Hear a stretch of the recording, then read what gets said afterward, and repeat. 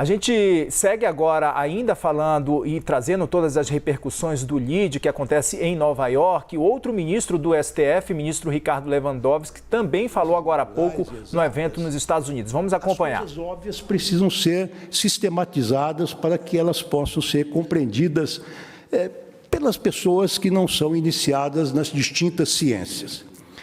Então eu vou começar dizendo o seguinte, que os empresários nacionais e estrangeiros, muito justamente, pedem segurança para os seus investimentos.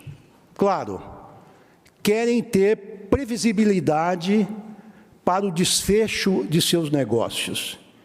E, para isso, querem ter os chamados marcos regulatórios. E queria dizer que marcos regulatórios hoje no Brasil não faltam. Nós temos hoje, diria eu, uma completude até de marcos regulatórios. Nós temos a lei de licitação, a lei de responsabilidade fiscal, nós temos a lei das estatais, nós temos a lei do mercado de capitais, a lei da transparência.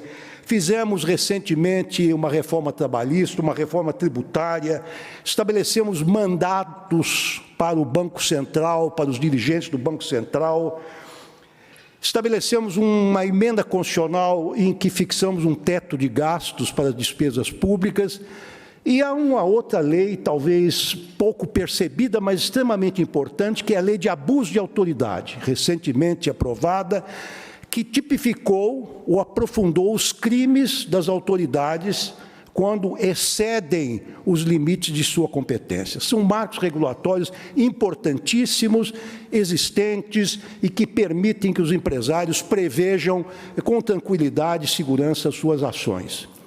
Mas queria dizer algo, e agora entrando no óbvio, que talvez o marco regulatório mais importante que nós temos seja a Constituição de 1988, a Constituição Cidadã, como a chamou o eminente grande político, deputado Ulisses Guimarães. Na verdade, nós sempre tivemos uma história constitucional muito tumultuada a partir da República. A Constituição de 1891 foi logo superada por uma emenda constitucional profunda em 1926, depois tivemos uma nova Constituição em 1934, outra em 1937, que durou até 1946, sobreveio o golpe militar em 64, duas pseudo-constituições, a de 67, 69, e finalmente depois de um movimento de redemocratização, em que envolveu a população do Brasil como um todo, o povo brasileiro, a cidadania, nós elaboramos todos conjuntamente a Constituição de 88, sob a qual vivemos. Como disse o ministro Gilmar Mendes muito bem, nós vivemos um período de tranquilidade que dura quase que 35 anos. E a nossa Constituição realmente é absolutamente inovadora nesses marcos, nesses macro-marcos institucionais.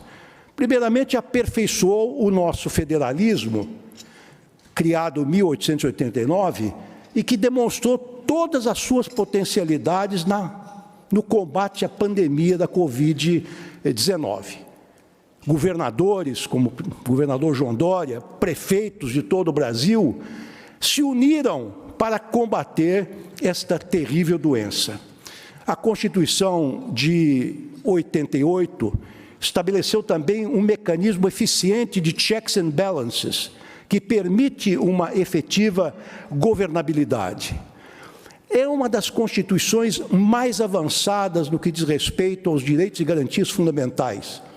Em termos mundiais, nós contemplamos todos os direitos nas suas várias gerações, os direitos civis e políticos de primeira geração, os direitos econômicos, sociais e culturais de segunda geração, os direitos de solidariedade de terceira geração, em que avulta a proteção ao meio ambiente. Senhores empresários, talvez algo que tenha passado despercebido de muitos, logo no artigo 1º de nossa Carta Magna, figura como um dos valores fundantes da República Federativa do Brasil a liberdade de iniciativa, juntamente com o valor social do trabalho. É um valor, portanto, a livre iniciativa é um valor que funda, sobre o qual se assenta a própria República Federativa do Brasil. E temos mais, logo em seguida, no artigo 5º, cabeça, caput, assegura-se aos brasileiros e aos estrangeiros residentes no país o direito à vida, à liberdade, à igualdade, à segurança e à propriedade. Mais adiante, fala-se no princípio da legalidade, segundo o qual ninguém é obrigado a fazer ou deixar de fazer algo senão em virtude de lei. Mais adiante, a nossa Constituição assegura como poucos a garantia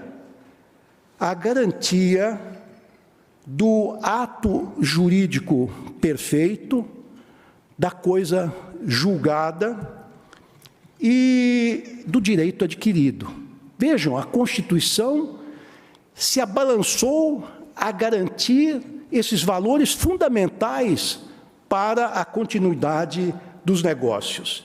E mais do que isso, a nossa Constituição, ela consigna, ela abriga, talvez a última ratio das democracias do mundo civilizado, que é o princípio da inafastabilidade da jurisdição ou da universalidade da jurisdição, que é enunciado da seguinte maneira em nossa Constituição: nenhuma lesão ou ameaça de lesão a direito pode ser subtraído do Poder Judiciário. E esse postulado, esse axioma, está garantido em nosso país, em nosso Estado democrático de direito, por um exército de 17 mil juízes concursados, juízes independentes, juízes federais, estaduais, trabalhistas e militares. E diga-se que a própria justiça militar em nosso país está submetida ao Poder Judiciário como um todo e ao controle do Conselho Nacional de Justiça, como todos os demais juízes. Portanto, nós temos hoje um arcabouço absolutamente perfeito, seguro, um marco regulatório que é representado pela nossa Constituição, que garante, daqui para frente, inobstantes quaisquer crises que venhamos a enfrentar, a tranquilidade para todos aqueles que queiram investir no Brasil e participar do progresso e desenvolvimento desse grande país. Muito obrigado a todos. Ricardo Lewandowski, então, falou nesse painel que está acontecendo, né, em Nova York, num painel do evento do LEAD. E é um painel que se chama O Brasil e o Respeito à Liberdade e à Democracia. A gente já teve vários ministros do STF falando nesse painel, a gente mostrou para vocês agora. Alexandre de Moraes, Dias Toffoli, Gilmar Mendes. Ainda faltam falar agora, justamente nesse painel, o Carlos Aires Brito e o Antônio Anastasia. A gente vai, claro, continuar acompanhando o evento.